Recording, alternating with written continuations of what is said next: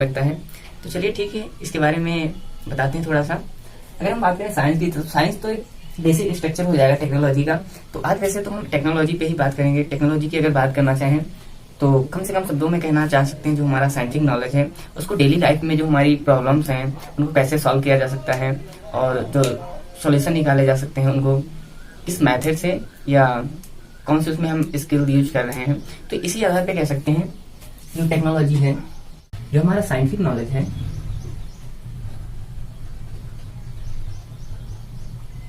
Scientific knowledge को हम अपने डेली लाइफ में जो प्रॉब्लम्स हैं कह सकते हैं, इसको साइंटिफिक नॉलेज को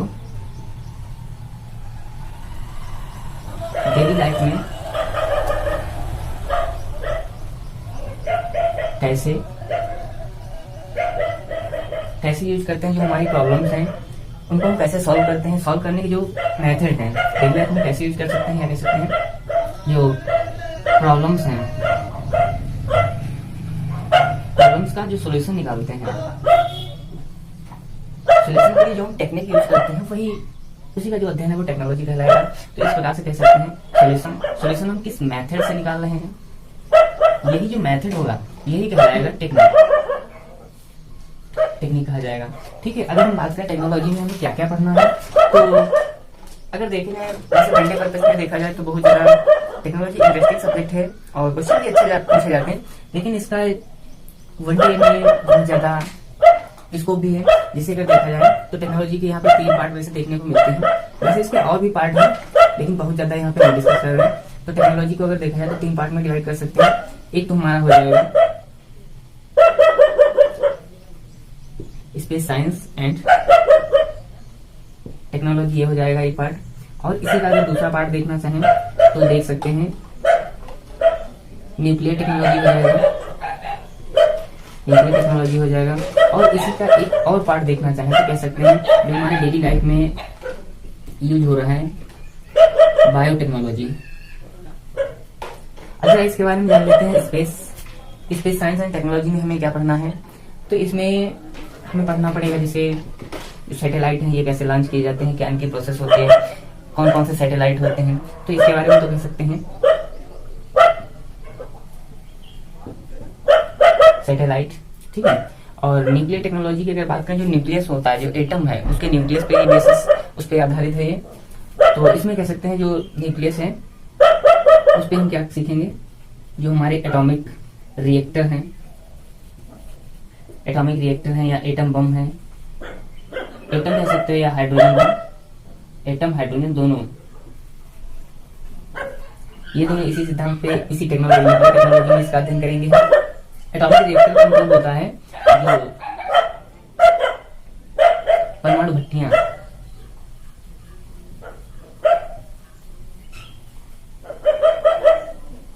परमाणु भट्टी होता है। ठीक है, अगर बायोटेक्नोलॉजी में बात करें, जो हमारी बेसिक यूनिट है, लाइफ बेसिक यूनिट, इसे कहते हैं सेल।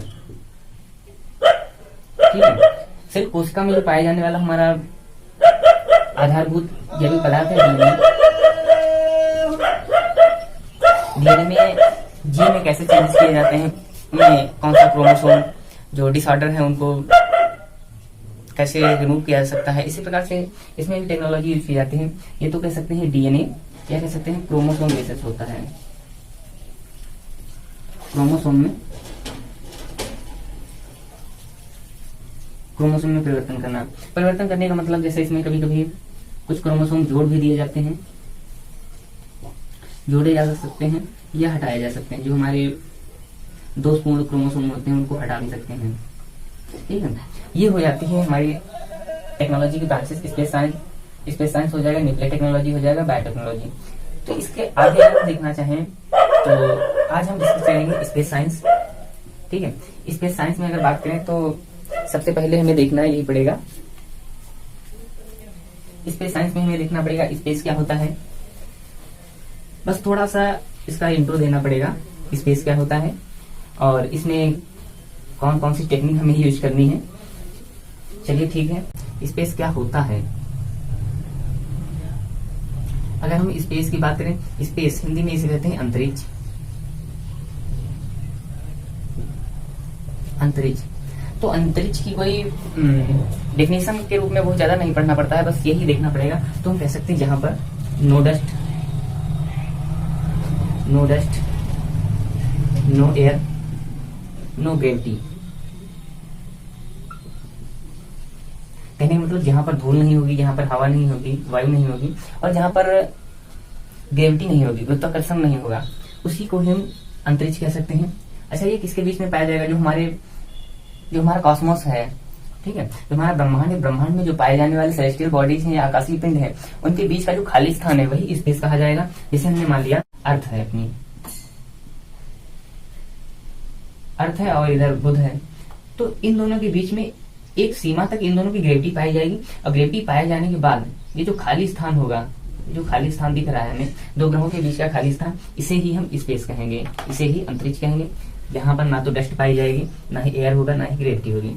ठीक है, इसके आधार पे अगर हम बात करें जो हमारा स्पेस है, उसमें देखो स्पेस होगा जो हमारे सेलेस्टियल बॉडीज हैं, या कह सकते हैं जो आकाशीय पिंड हैं,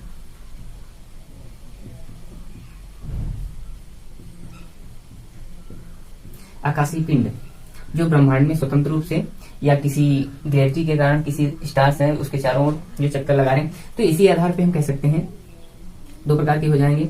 एक तो स्टार हो जाएंगे, एक हो जाएंगे प्लेनेट। ठीक है, स्टार जिसे हम तारा कहेंगे और प्लेनेट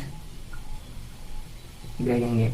स्टार में क्या होगा, उसके पास खुद की एनर्जी होगी, खुद की ग्रेविटी होगी, और प्लेनेट में खुद की एनर्जी तो नहीं होगी, लेकिन स्टार जो तारा है उसी के जरिए इसको ग्रेविटी मिलेगी, और स्टार है, स्टार के चारों ओर ये प्लेनेट चक्कर लगाएगा, जिस ग्रेविटी में जो भी प्लेनेट आ रहा है उसी के चारों ओर वो चक्कर लगाएगा। तो इस प्रकार से हम कह सकते हैं जो हमारे सेलेस्टियल बॉडीज हैं, जो आकाशीय पिंड है, तो इसमें बहुत सारे तारे पाए जाएंगे। ठीक है, तारों के समूह को ही गैलेक्सी कहते हैं, हम गैलेक्सी कहते हैं।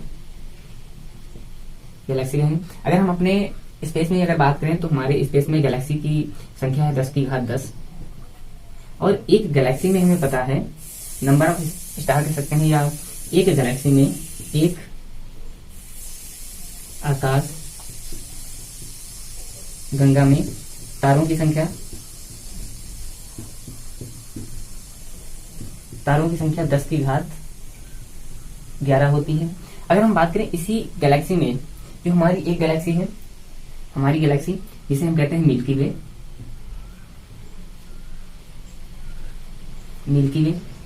और हमारी मिल्की वे में भी अगर बात करें तो हमारी मिल्की का जो स्टार है, स्टार जिसे हम सन कहते हैं, एक होंगी गैलेक्सी आकाशगंगा होगी। आकाशगंगा में क्या होंगे, तारे होंगे। ठीक है, इन्हीं तारों के चारों ओर चक्कर लगाने वाले ग्रह होंगे, और इन ग्रहों के चारों ओर चक्कर लगाने वाले उपग्रह होंगे। हमें इस ग्रह के बारे में बात करनी है, बाकी अभी आकाशगंगा, तारे, ग्रह और उपग्रह के बारे में बहुत ज्यादा नहीं जानना है। हमें बता सकते हैं ऐसा कुछ नहीं है, लेकिन अगर उपग्रह की बात करें तो एक तो हो जाएगा नेचुरल, ठीक है, एक तो हो जाएगा प्राकृतिक ग्रह हो जाएंगे। अगर दूसरी बात करें तो यही कृत्रिम हो जाएंगे या आर्टिफिशियल सैटेलाइट हो जाएंगे।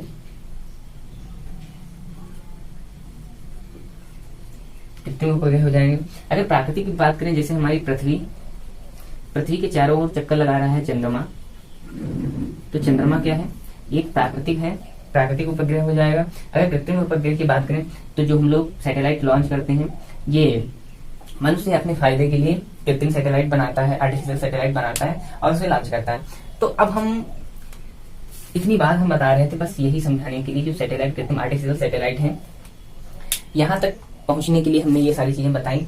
चलिए ठीक है, अब हम बात करते हैं कृत्रिम जो आर्टिफिशियल सैटेलाइट हैं, जो मनुष्य अपने पर्पज, अपने उद्देश्य के लिए लगातार लॉन्च करता चला जा रहा है, इसके बारे में बात करते हैं। अगर सैटेलाइट की बात करें तो सैटेलाइट का आकार, साइज, ठीक है, साइज से कुछ भी हो सकता है। वो अपने जो साइंटिस्ट होते हैं वो अपने कह सकते हैं उनके जो भी उद्देश्य है उसके हिसाब से उसका डिजाइन तैयार करते हैं। उसका वेट क्या रहेगा वो उनके उद्देश्य पर निर्भर करेगा, इसका वेट कितना होगा, कहाँ पे इसको लॉन्च करना है, लॉन्चिंग इसकी प्रोसेस क्या रहेगी, तो ये सारी चीजें धीरे धीरे हम जानेंगे। तो अब हम बात करते हैं जो हमारा सैटेलाइट है, सैटेलाइट के बारे में थोड़ा जानते हैं, इंट्रोडक्शन इसका। देखो, जैसा कि हमने बताया, सैटेलाइट किसी भी आकार का हो सकता है। सैटेलाइट किसी भी आकार का हो सकता है। इसका आकार कोई भी हो सकता है, चाहे गोल हो चाहे चौकोर रख सकते हैं। जैसे हमने मान लिया जो हमारा सैटेलाइट है वो गोल है, ठीक है। अभी हमने सैटेलाइट बना दिया। इस सैटेलाइट में होता क्या क्या है, एक तो मॉडल होगा जो उसको बेस उसको तैयार करेगा, ठीक है, जो उसकी बॉडी होगी। फिर इसी बॉडी में लगे होंगे किनारे किनारे, चारों ओर लगे होते हैं कैमरे, ठीक है। कैमरे लगे होंगे हाई फाई रेजुलेशन के, जिससे अच्छी पिक्चर आ सके, जो भी हमारे प्लेनेट है या और भी जैसे सैटेलाइट है, जैसे चंद्रमा के बारे में अध्ययन करना है, तो इन सब के लिए इसमें अच्छे वाले कैमरे लगे होते हैं। तो ये कैमरे लगे होते हैं, जैसा हमने लिखा, कैमरे लगे होते हैं। और जब वहां से कोई फोटो ले रहा है, जो भी हमने टेक्नोलॉजी यूज की है, तो उस फोटो को या जो हमारी पिक्चर है उसको पृथ्वी तक, क्या कह सकते हैं, जो हमारी टीम यहाँ पे बैठी है उसको कैसे ये फोटो लेंगे, तो इसके लिए इसी के बीच में लगे होते हैं ट्रांसपोंडर, यहाँ पे लिख सकते हैं।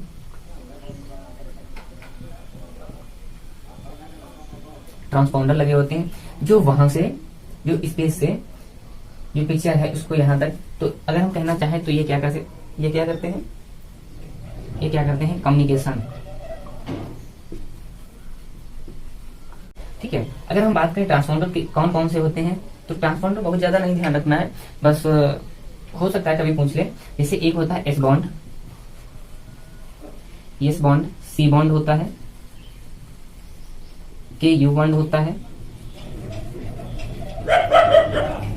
के ए बॉन्ड होता है, के बॉन्ड होता है। ये हमारे ट्रांसपोंडर लगे होते हैं, जिसके माध्यम से वहां की जो हमें सूचना है या पिक्चर है, जो भी जानकारी है, वो हमें पृथ्वी तक, जो हमारी रिसर्च टीम बैठी है, उसको जानकारी प्राप्त होती है। अगर कैमरे की बात करें तो कैमरे ये जो आजकल मोबाइल में है, ये वाले तो होंगे नहीं, इसमें बहुत ही अच्छे वाले कैमरे यूज किए जा सकते हैं। जैसे अगर एक दो कैमरे बताना चाहें तो कह सकते हैं, एक तो लिस होता है,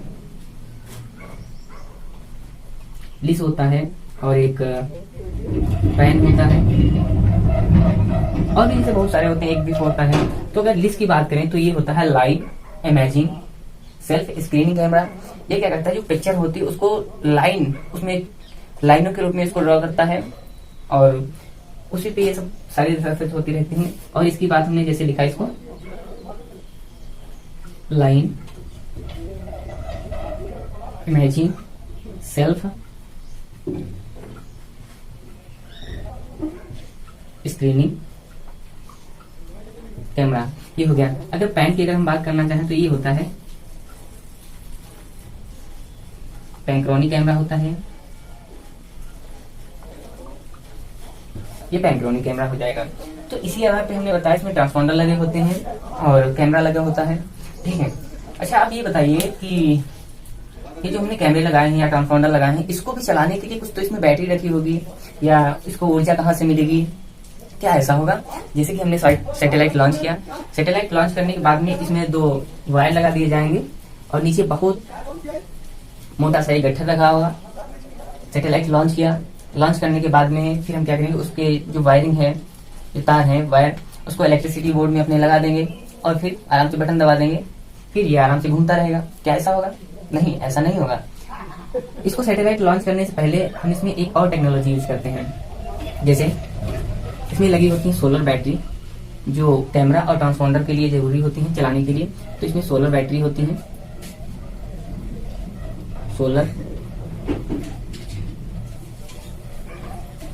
सोलर बैटरी होती है, साथ में पैनल भी लगा होता है, सोलर पैनल और सोलर बैटरी लगी होती है। तो इसी आधार पे इनको एनर्जी भी मिलती रहती है और ये लगातार चार्ज भी होते रहते हैं। मान लिया इसी प्रकार से अगर हम देखना चाहें तो इसमें सैटेलाइट हो गया, सैटेलाइट में हमने बताया कैमरा होता है, ट्रांसपोंडर लगा होता है, सोलर बैटरी और सोलर पैनल लगा होता है। क्या ऐसा होगा, जैसे सैटेलाइट लॉन्च किया, लॉन्च करने के बाद उसमें पैनल लगा दिया, बैटरी लगा दी, एक निश्चित सीमा के बाद 1 साल, 2 साल, 5 साल, 10 साल के बाद में ऐसा भी तो होगा जो बैटरी हमने लगाई थी। अच्छा, इसमें ये और भी बता सकते हैं, जो बैटरी होती है सोलर बैटरी, इसमें लिथियम यूज किया जाता है। जो अच्छी वाली बैटरी आती है, जैसे जो डेली लाइफ में देख सकते हैं, जो अच्छे वाले मोबाइल होते हैं या जो भी हमारे पीसी आ रहे हैं, ठीक है, उसमें क्या होता है, ये लिथियम बैटरी यूज की जाती है। तो अगर सैटेलाइट की बात करें तो उसमें भी लिथियम बैटरी ही यूज की जाती है। अच्छा, जब जैसे मान लिया 1 साल 2 साल 10 साल के बाद में ये सोलर बैटरी खराब हो गई, तब हम क्या करेंगे, किसी दूसरे सैटेलाइट से बैटरी को भेजेंगे, एक व्यक्ति वहां पे जाएगा और उस बैटरी को चेंज कर देगा। क्या ऐसा होता है? नहीं, ऐसा कुछ नहीं होता है। जब ये सैटेलाइट एक निश्चित सीमा के बाद, निश्चित समय के बाद जब ये खराब हो जाता है, ठीक है, मान लिया ये डैमेज हो गया, तो यही जो हमारा सैटेलाइट है इसको हम दोबारा रिपेयर नहीं कर सकते, ना तो इसकी हम बैटरी एक्सचेंज कर सकते हैं। तो ये क्या कहा जाएगा, ये ऐसे ही ब्रह्मांड में स्वतंत्र रूप से घूमता रहेगा। इसे ही कहते हैं ब्रह्मांड का गार्बेज ऑफ स्पेस, ठीक है, गार्बेज के रूप में ये ऐसे ही घूमता रहेगा। तो हम इस प्रकार कह सकते हैं गार्बेज ऑफ स्पेस हो जाएगा ब्रह्मांड का कूड़ा, ठीक है। तो ये हमने बात कर ली थोड़ी सी सैटेलाइट के बारे में। सैटेलाइट में क्या लगा होता है, कैमरा होता है, ट्रांसपोंडर होता है, सोलर बैटरी लगी होती है इसको चलाने के लिए, ठीक है। अब हम बात करते हैं सैटेलाइट को अच्छा लॉन्च कहाँ करें। सैटेलाइट तो हमने बना लिया है, उसमें क्या होता है ये भी जान लिया। अब सैटेलाइट को कहाँ पे लॉन्च किया जाए, कितनी दूरी पे लॉन्च किया जाए, तो इसी आधार पे अगर देखना चाहें तो हम देख सकते हैं जो हमारा स्पेस है, स्पेस ना जो हमारा एटमॉस्फेयर है, ठीक है। जैसे हमने मान लिया ये हमारी पृथ्वी है, पृथ्वी के चारों ओर गैसों का एक आवरण पाया जाता है, गैसों का एक आवरण पाया जाता है जिसे हमने एटमॉस्फेयर कहा, ठीक है। ऐसा तो होगा नहीं हम अपने एटमॉस्फेयर में ही कहीं पे ये सैटेलाइट को टैंक दे आराम से वहां से सूचना प्राप्त करें, ऐसा नहीं होगा। ये काफी वजन होते हैं, इनका वजन कई क्विंटल टन में भी हो सकता है। तो अच्छा ये सैटेलाइट है, सैटेलाइट को लॉन्च करने के लिए हम हमारा जो ग्रेविटी एरिया है, ठीक है, अभी ग्रेविटी एरिया की बात करें तो जो ऐसे ही एक इमेजिन ऑर्बिट बनाए गए हैं अर्थ के चारों ओर, ऐसे काल्पनिक बनाए गए हैं या माने गए हैं साइंटिस्ट के द्वारा। जो अर्थ है उसके एटमॉस्फेयर से जैसे ही हम बाहर निकलेंगे लगभग 400 से 500 लगभग 400 से 500 किलोमीटर तक, 400 से 500 किलोमीटर तक यहाँ पर ग्रेविटी लगभग 0 हो जाती है। और जैसे ही यहाँ पर इस वाली जो ऑर्बिट है इसको LEO कहा जाता है। अगर हम इसको और कहना एलाबोरेट करें तो कह सकते हैं लो अर्थ ऑर्बिट। चलिए ठीक है, इसको हम एक बार फिर से बताते हैं।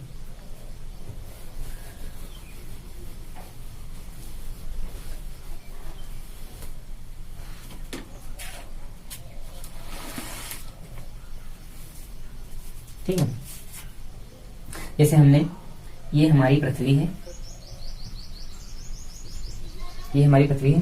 पृथ्वी के जैसे ही हम ऊपर जाएंगे, इसे हमने ऊपर पे बना दिया, ठीक है। इसका जो ग्रेविटी एरिया है ये 36,000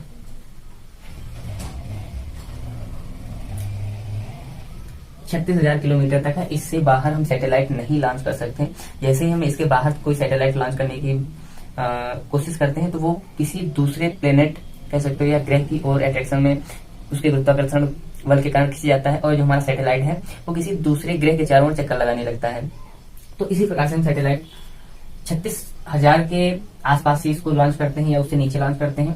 तो अगर हम देखें जो हमारी काल्पनिक जो अर्थ ऑर्बिट बनाई गई है, इमेजिनरी अर्थ ऑर्बिट बनाई गई है, तो उसके आधार पर अगर हम देखना चाहें तो अर्थ के लगभग पृथ्वी के 400 से 500 किलोमीटर तक ये सबसे निचली पृथ्वी की कक्षा पाई जाएगी। तो इसे कहते हैं निम्न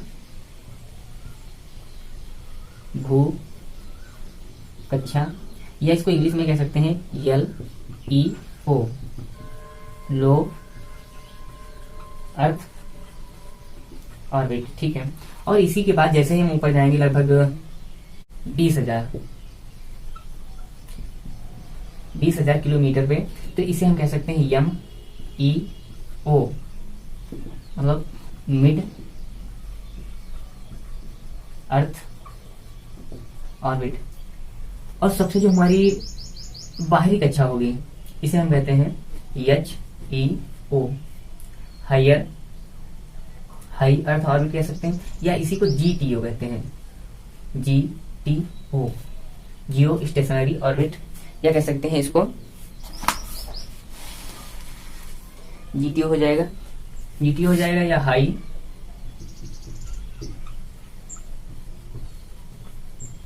अर्थ ऑर्बिट होगा। और जीटीओ, कभी कभी जीटीओ होता है, कभी कभी एचई होता है, बहुत ज्यादा इसमें कंफ्यूज नहीं होना है। तो इसमें लिखा होता है जियो स्टेशनरी ट्रांसमिट ऑर्बिट, ये होता है। ये हमने इनकी रेंज बता दी, 400 से 500 किलोमीटर तक ये लियो होता है, और 20,000 तक एमईओ मिड अर्थ ऑर्बिट, और 36,000 के बाद में, 36,000 के बाद में तो नहीं लॉन्च किया जाता है, 36,000 तक एचईओ होता है, हाई अर्थ ऑर्बिट होता है। तो अगर हम बात करें, जैसे कोई भी वस्तु है उसको अपने जितने वो नजदीक होगी किसी बिंदु के चारों ओर जैसे चक्कर लगाना, इसको यहाँ पे से इस वाले एक सर्किल में चक्कर लगाना, तो ये जल्दी जल्दी घूमेगा। लेकिन इसी की अगर दूरी बढ़ा दें हम, ठीक है, जैसे हम इसकी दूरी बढ़ा दें तो इसका आवर्तकाल होगा वो बढ़ जाएगा कि नहीं बढ़ जाएगा। तो इसी आधार पर अगर हम देखना चाहें तो कह सकते हैं जो हमारा ये जो है लो अर्थ ऑर्बिट है, इसमें जो सैटेलाइट लॉन्च किए जाते हैं इनका जो रोटेशन पीरियड कह सकते हो या आवर्तकाल कह सकते हो, ठीक है।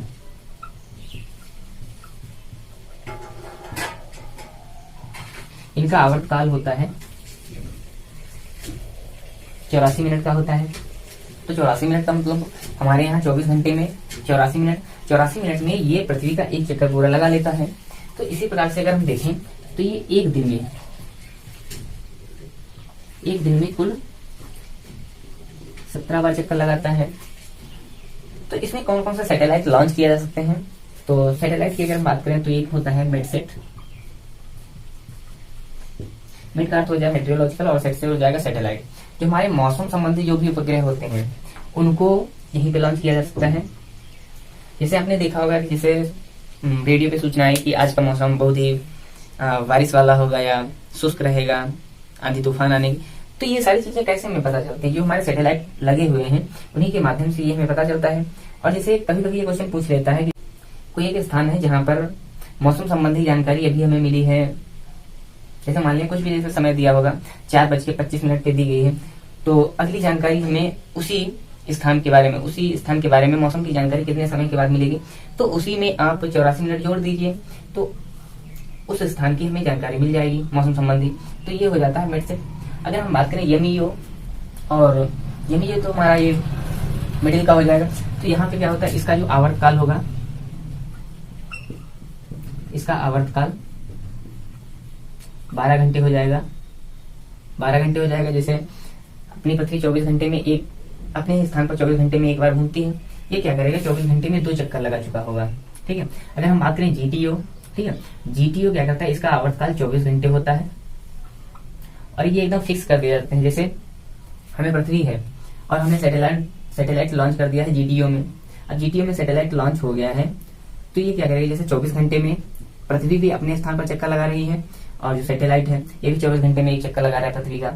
तो इसमें क्या कर दिया जाता है, पृथ्वी और जो सैटेलाइट लॉन्च किया है उसकी हमें नेटवर्किंग सेट कर दी जाती है, और किसी एक फिक्स पोजीशन से कर दी जाती है कि हाँ इसे हम यहीं पर लगा के रखेंगे और इसी के बारे में जानकारी हमें लेनी। तो इसका हम यूज कहाँ पे कर सकते हैं, जैसे जो हमारे बॉर्डर हैं, बॉर्डर पे लगा सकते हैं, या जो भी हमारी सिक्योरिटी रीजन है, ठीक है, सीमाओं पे लगा सकते हैं, और इस पे, ठीक है। तो ये हमने बता दिया है इनके ऑर्बिट के आधार पे सैटेलाइट को कहाँ पे लॉन्च कर सकते हैं। तो इसके बाद अगर हम देखना चाहें तो देख सकते हैं जो सैटेलाइट लॉन्चिंग प्रोसेस है, सैटेलाइट लॉन्च कैसे किया। सैटेलाइट हमने बताया सैटेलाइट को कहाँ पे छोड़ना है, कहाँ पे उसको हम सेट कर सकते हैं, ठीक है। तो अगर इसके बाद अगर देखना चाहें तो देख सकते हैं सैटेलाइट कैसे लॉन्च किया जाता है। सैटेलाइट को लॉन्च करने के लिए हमारे पास कई विधियां हैं। सैटेलाइट लॉन्चर अलग अलग हैं, हमारे पास पहले नहीं थे। 2014 से पहले एक सैटेलाइट नहीं था जो अच्छा वाला सैटेलाइट है, GSLV लॉन्चर। 2014 से पहले जो हमारा गया था मिशन मंगलयान जो गया था वो उसी लॉन्चर से गया था। तो अब तो 2014 के बाद में हमारे पास GSLV है, जिसको हम 36,000 तक की जो दूरी है वो एक बार सैटेलाइट से लॉन्च करो, सटाक से वहीं पे भेज देता है जो सैटेलाइट है। तो इसके आधार पर अगर हम देखें, सैटेलाइट में अच्छा एक चीज हमने नहीं बताई। सैटेलाइट में अगर बताना चाहें तो सैटेलाइट किसी भी आकार का हो सकता है, हमने बताया। लेकिन सैटेलाइट को ले जाने के लिए, सैटेलाइट को वहां पे चलने के लिए हमने बताया था, वहां पे उसमें लगा दी जाती है सोलर बैटरी, लगा दी जाती है पैनल, लगा दिए जाते हैं। लेकिन उसको अंतरिक्ष में जो हमारी ऑर्बिट है उसमें कैसे भेजा जाए, तो इसको भेजने के लिए उसमें कुछ फ्यूल भरे होते हैं। जैसे ये होता है, ये हमने एक फ्यूल चैम्बर बनाया और इसी के ऊपर सैटेलाइट रख दिया जाता है। जैसे हमने मान लिया गोल गोल है ये, ठीक है, ये गोल हमने सैटेलाइट बना दिया। और सैटेलाइट इसी में कुछ चैम्बर बने होंगे जिसमें फ्यूल भरा होगा। ये हमने फ्यूल चैम्बर बना लिए और इसी के ऊपर ये सैटेलाइट लगा दिया। ये क्या भरा हुआ है, फ्यूल भर दिया। अच्छा, जब सैटेलाइट और फ्यूल होता है तब हम उसे कहते हैं रॉकेट, कहते हैं आम भाषा में रॉकेट कहते हैं। लेकिन ऐसा नहीं होता, और भी अगर देखना चाहें तो कह सकते हैं एक दूसरा होगा जिसमें वही चैम्बर लगे होंगे, वही फ्यूल भरा होगा, लेकिन इसके ऊपर, ठीक है, इसमें हमने क्या किया था, सैटेलाइट लगा दिया इसके ऊपर। लेकिन इसमें क्या कर सकते हैं, कोई भी जैसे मिसाइल लगा सकते हैं, या जो भी हमें सिक्योरिटी रीजन के लिए अपने अलग अलग बेसिस पे जो यूज किए जाते हैं, तो इसे हम कह सकते हैं मिसाइल जो लॉन्च की जाती हैं, ठीक है। लेकिन इसे साइंटिफिक भाषा में इसे हम नहीं कहेंगे, इसे कहते हैं वॉरहेड कहते हैं। सैटेलाइट और फ्यूल जो भरा हुआ है इसे रॉकेट ना करके हम पेलोड कहते हैं, पेलोड कहेंगे, इसे पेलोड ही कहते हैं। ये इंग्लिश, ये टेक्निक वर्ड है, इनको ऐसे ही रखो तभी ठीक रहेगा। ये पेलोड है और वो मिसाइल हो जाएगा, ठीक है। अभी हम चर्चा करेंगे इसके बारे में कौन कौन से। अगर फ्यूल की बात करें तो जो सैटेलाइट में लॉन्चिंग पहले देख लेते हैं। लॉन्चिंग में जैसे हम देखेंगे कौन कौन से लॉन्चर पाए जाते हैं, उसमें कौन कौन से फ्यूल भरे जाते हैं, तो उस आधार पे हम देख सकते हैं। तो सैटेलाइट लॉन्चिंग के लिए एक, इसमें 2-3 जो वर्ड होंगे वो तो कॉमन ही रहेंगे, लेकिन इसके आधार पे अगर हम देखना चाहें तो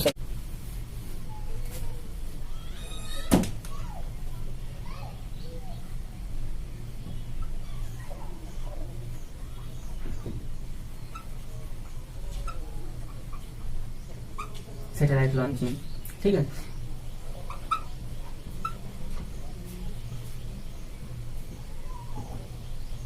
तो अगर इन सबके हम फुल फॉर्म की अगर बात करें तो फुल फॉर्म इसका क्या हो जाएगा, इसका फुल फॉर्म हो जाएगा सैटेलाइट लॉन्चिंग व्हीकल हो जाएगा, सैटेलाइट लॉन्चिंग व्हीकल हो जाएगा। अगर इसकी ASLV की बात करें तो ASLV होगा augmented launching vehicle,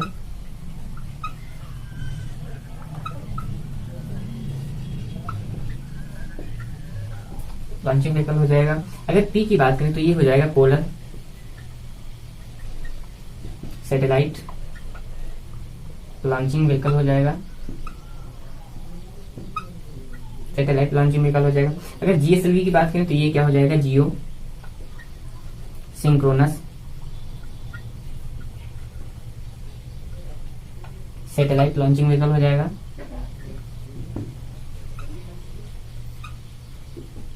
satellite launching vehicle हो जाएगा। अब हम बात करते हैं SLV क्या था। SLV में बहुत ज्यादा कुछ नहीं था, इसमें एक फर्स्ट जनरेशन का था, तो इसीलिए में कुछ नहीं, कुछ फ्यूल भरने के लिए इसमें 4 चैम्बर लगाए गए थे, ठीक है, 4 चैम्बर थे और इसी के ऊपर सैटेलाइट रख दिया था। ये तो बस शुरुआती थी, शुरुआत में बहुत ज्यादा इतने स्ट्रॉन्ग नहीं थे सैटेलाइट लॉन्चिंग व्हीकल। तो इसी प्रकार से देख सकते हैं इसमें 4 चैम्बर हुआ करते थे और 4 चैम्बर में क्या भरा जाता था, फ्यूल भरा जाता था।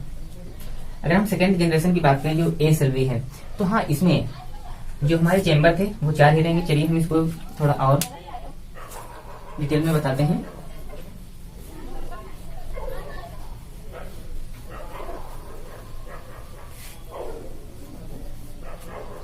हमने क्या बताया इसके बारे में, SLV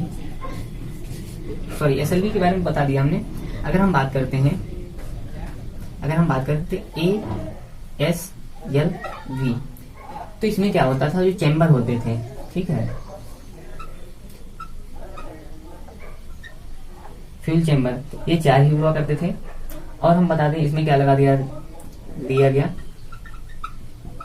इसमें बूस्टर लगा दिए गए। जैसे कोई सैटेलाइट होता है, जैसे हमने एक सैटेलाइट बना दिया, ये तो इसमें 4 चैम्बर दिख रहे हैं, लेकिन इसी के पास में इसको बूस्ट करने के लिए किनारे किनारे और भी इसमें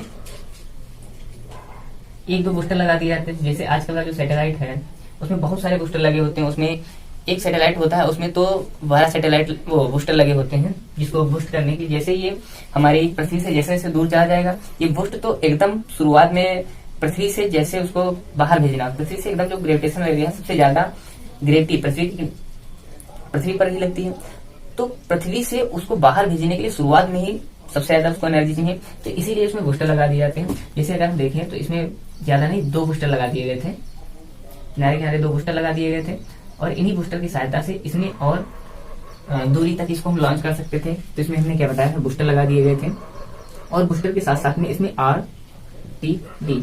अब ये RTD क्या होता है, जैसे गांव में देखा होगा आपने, जैसे रॉकेट लॉन्च किया, ये वाले रॉकेट नहीं, गांव में जो दिवाली में रॉकेट लगाए जाते हैं, उसमें हमने बोतल में रख के या किसी भी पाइप में रख करके उसको जैसे ही माचिस लगाई, उसकी अगर डायरेक्शन सही से नहीं हुई, वो पड़ोसी के जाकर के घर में गिर गई, फिर तो दिवाली अच्छी हो जाती थी। तो इसी प्रकार से दिवाली अच्छी बनाने के लिए इसमें क्या लगाया गया, RTD। तो RTD का फुल फॉर्म होता है real time decision. Real time decision ये क्या करता था, सैटेलाइट जो हमारा है, सैटेलाइट उसको सही समय और सही स्थान पर भेजने के लिए सही स्थान पर भेजता था। ठीक है।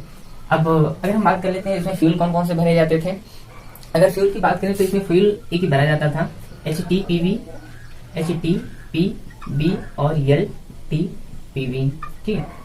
अच्छा, हो सकता है कभी इनके बारे में फुल फॉर्म पूछ ले, तो अगर हम यहाँ पे लिखना चाहें तो HTPV क्या होता है, HTPV और LTPV। तो HTPV का फुल फॉर्म हो जाएगा हाइड्रोक्सिल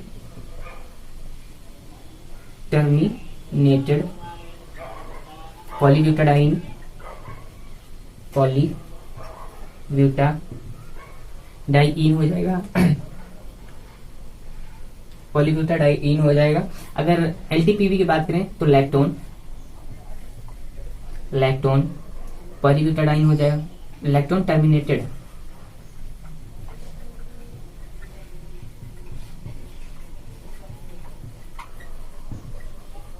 पॉलीब्यूटाडाइन हो जाएगा। ये हमने बात कर ली है LTPV और HTPV। अगर इसके बाद अगर हम बात करें, अगला हमने बूस्टर बताया था PSLV हमने बताया था, इसका फुल फॉर्म बताया था पोलर सैटेलाइट लॉन्चिंग व्हीकल। इसमें क्या होता था, लेकिन पहले फ्यूल क्या होता था, केवल सॉलिड फ्यूल होता था। इसके बाद में इसमें क्या किया गया, इसमें जो फ्यूल है, फ्यूल के जो चेंबर बने हुए थे, इसको एक और चेंबर बढ़ा दिया गया। पहले क्या होते थे, 4 चेंबर हुआ करते थे, अब इसमें 5 चेंबर कर दिए गए, 1 2 3 1 2 3 4, और ये हमने बना दिया 5वां चेंबर। ठीक है, 5 चेंबर हुआ करते थे। जो पहला वाला जो चेंबर हुआ करता था, ये लिक्विड फॉर्म में होता था इसमें फ्यूल। ठीक है, और जो 4 हुआ करते थे, इसमें सॉलिड ही भरा जाता था। अच्छा, ये ऐसा क्यों किया गया, लिक्विड और सॉलिड। जैसे हम बात करें, कोयला है सॉलिड फॉर्म में पाया जाता है, ये भी फ्यूल है, लेकिन जो डीजल है वो लिक्विड फॉर्म में है, तो जल्दी कौन सा जलेगा, तो लिक्विड वाला जल्दी जलेगा तरल अवस्था में। तो इसीलिए इसमें पहला वाला चैम्बर लिक्विड कर दिया गया, और जो भी ऊपर वाले जो चैम्बर थे उसको सॉलिड कर दिया गया। तो अगर हम बात करें इसमें, अगर हम बात करते हैं इसमें, रुकिए 1 मिनट,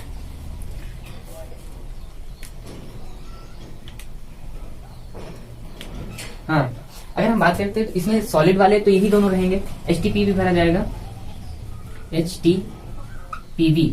लेकिन जो लिक्विड वाला है इसमें थोड़ा परिवर्तन किया गया। तो इसमें परिवर्तन करने के लिए क्या किया गया, इसमें जो फ्यूल भरा गया था UDMH, तो इसको हम कह सकते हैं अनसिमेट्रिकल डाई मेथिल हाइड्रोजन, ये भरा गया था। इसका हम फुल फॉर्म भी लिख सकते हैं,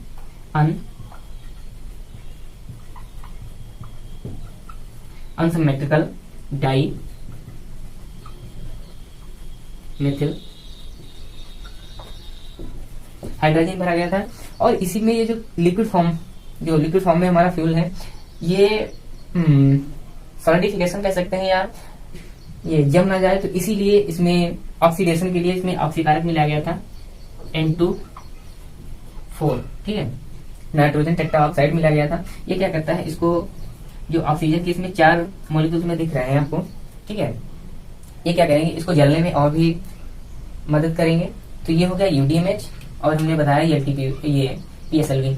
अच्छा, इसके बारे में और भी पूछा जा सकता है, ये सबसे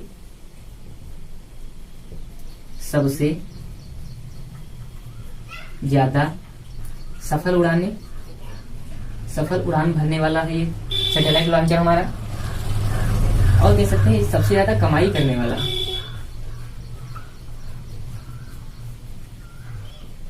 सबसे ज्यादा कमाई करने का मतलब क्या होगा, जब अभी भी आज भी देखें कुछ ऐसे भी देश हैं जो सैटेलाइट तो बना लेते हैं, लेकिन उनके पास अच्छे लॉन्चर नहीं है। तो ये क्या करते हैं, किसी दूसरे देश को पैसा देते हैं और पैसा देने के बाद कहते हैं कि भैया ऐसा करो, ये हमारा सैटेलाइट है, इसको आप अपने लॉन्चर से इसको लॉन्च कर दीजिए।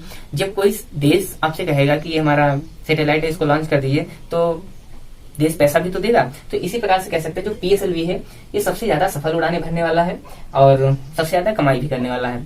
तो इसके बाद हमें देखना है एक और मार्स सैटेलाइट लॉन्चर है जिसके बारे में हमने बताया था, GSLV।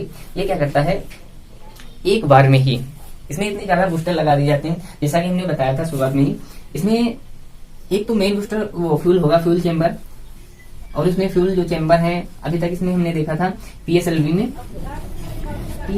5 चेम्बर हुआ करते थे, एक तो लिक्विड हुआ करता था और 4 सॉलिड हुआ करते थे। लेकिन जैसे ही GSLV में देखेंगे तो GSLV में कई सारे चेम्बर हो जाएंगे। तो एक तो उसमें कई सारे चेम्बर हो जाएंगे और इसमें कई सारे बूस्टर भी लगा दिए जाएंगे, और जो हमारा फ्यूल है, जो भी हमारा ईंधन है, उस ईंधन की क्वालिटी को अलग अलग चेंज कर दिया जाएगा। तो इसी प्रकार से देखेंगे उसमें बहुत ज्यादा पावर हो जाएगी।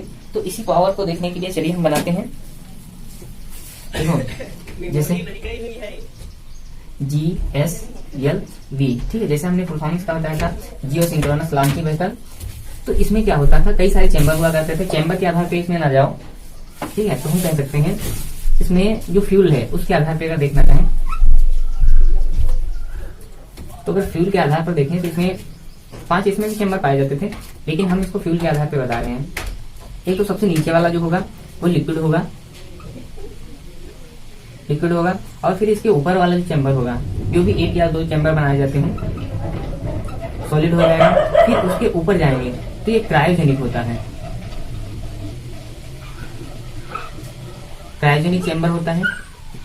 क्रायोजेनिक का मतलब क्या होता है, क्रायो मतलब होता है बर्फ जैसा ठंडा। तो ये देखो लिक्विड फॉर्म में है, सबसे पहले यही जलेगा, जलने के बाद इसमें बहुत ज्यादा ऊर्जा निकलेगी, निकलने के साथ में फिर इसके बाद में जो सॉलिड होगा, सॉलिड फ्यूल, वो जलेगा। फिर इसके बाद में क्रायोजेनिक, इसमें टेक्नोलॉजी देखिए, एक तरफ है बहुत ज्यादा ठंडा, फिर एक तरफ होगा बहुत ज्यादा गर्म होगा। तो इसके बीच में ये जो दीवारें पाई जाती हैं बहुत ही ज्यादा टेम्परेचर को सहन करने वाली होती हैं। अगर ऐसा नहीं होगा तो ये एक तरफ गर्म है, एक तरफ अगर -240 डिग्री सेल्सियस तक का इसका टेम्परेचर होता है माइनस में, तो कह सकते हैं कि क्रायोजेनिक है। और इधर हम बात करें तो इधर हजारों में कह सकते हैं 2000 डिग्री के आसपास में इसका टेम्परेचर होगा। तो आप सोच सकते हैं यहाँ पर कौन सी टेक्नोलॉजी लगाई गई है, और इसकी लॉन्चिंग प्रोसेस चुकी है 1 मिनट बस, ठीक है। तो इस प्रकार से, तो इसकी अगर हम रेंज की अगर बात करें तो इसकी रेंज कितनी हो जाएगी, रेंज हो जाएगी इसकी 36,000 किलोमीटर, या 36,000 से पहले 36,000 से ज्यादा भी हो सकती है, 36,000 या उससे ज्यादा भी इसकी लॉन्चिंग हो सकती है, तो रेंज हो सकती है। चलिए ठीक है, आज इतना ही रखते हैं, हमें लग रहा है कुछ टेक्निकल इशू आने वाली है। तो चलिए ठीक है, आज के लिए इतना ही। आप हमें कमेंट करके जरूर बताएं ये हमारी क्लास कैसी लगी आपको, ठीक है। Thank you class.